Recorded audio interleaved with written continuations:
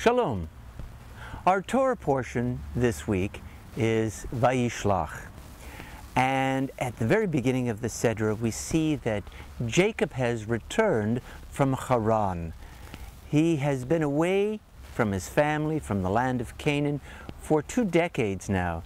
You may recall in last week's Torah portion that Jacob had a terrible dispute with his brother Esau. Jacob had stolen the special blessing that their father Isaac had reserved for Esau. Earlier on, Jacob had extorted, in a sense, the birthright that rightly belonged to Esau. And Esau was furious at the end of last week's Torah portion. And there's no doubt at all that Esau would have ended up murdering Jacob had Jacob remained within that household. So 2 decades have passed. Jacob is now a wealthy man. He's married, he has wives and children, he has many possessions, and he has returned to his family of origin, which I think is a lesson to us all, that we all have to go back to our families of origin to reconcile with the parents and siblings, to look at those relationships early in our life that formed our personalities. Before we can be whole as adults, we have to understand those early interactions with other members of our families. But that takes great courage, and it is often very difficult, very frightening to look at those early relationships. But that's precisely what Jacob does here. At the beginning of the Sedra, we find Jacob lying down by the river Yabok, which incidentally means the river of struggle. It's just kind of an interesting name for a river where he will struggle. And what will he struggle with? Well, let's take a look at the Hebrew, and let's see what happened to Jacob the night before he was scheduled to meet his brother Esau for the first time in 20 years. Vayivater Yaakov levado, vaye'avek ish imo, ad olot hashachar, vayar ki lo yachol lo, vayiga b'chaf Yericho, vateka kaf Yerich Yaakov, behe'avko imo. Now Jacob was left alone, and a man wrestled with him until the rise of dawn. When the man saw that he could not overcome him, he struck Jacob's hip socket, so that Jacob's hip socket was wrenched as the man wrestled with him. Then he said, "Let me go. Dawn is breaking." But Jacob said, "I will not let you go unless you bless me." The other said to him, "What is your name?" And he said, "Jacob." "No more shall you be called Jacob, but Israel," said the other, "for you have struggled with God and with human beings, and you have prevailed."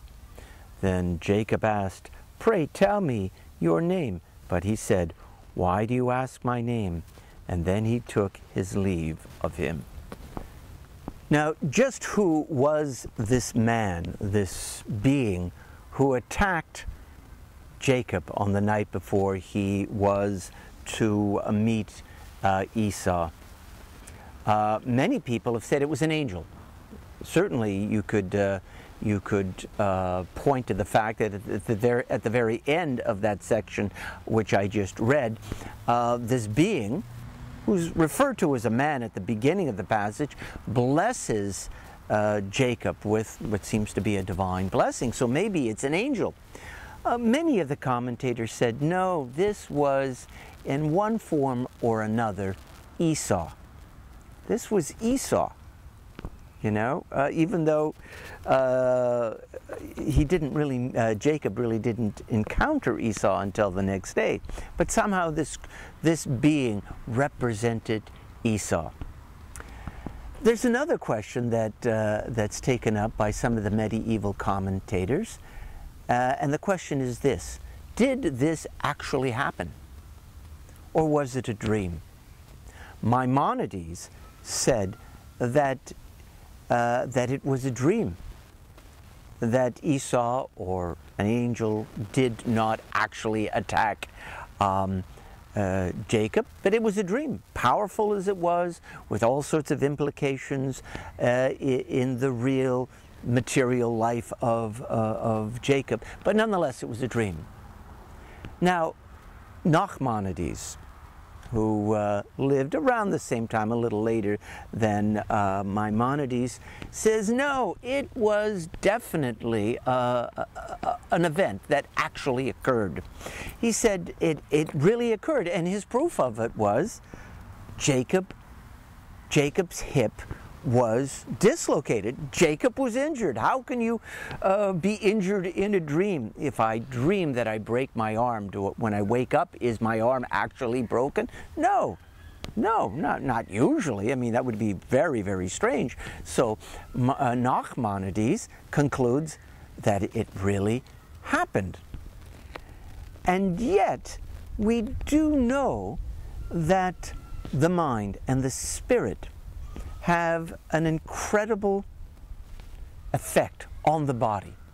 When someone is hypnotized, for example, when someone is in a deep trance, and this has been done with several experiments, when the person is told in a deep trance that a hot iron is being placed on his or her body, oftentimes the person will actually develop a red blister on that part of his or her body where he or she thinks that a hot iron has been placed.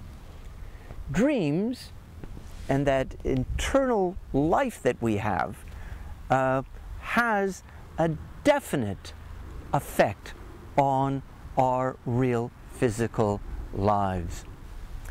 It's not just our actual encounters with people, it's how we frame them in our minds, how we frame our relationships that determines how these relationships will play out in our lives.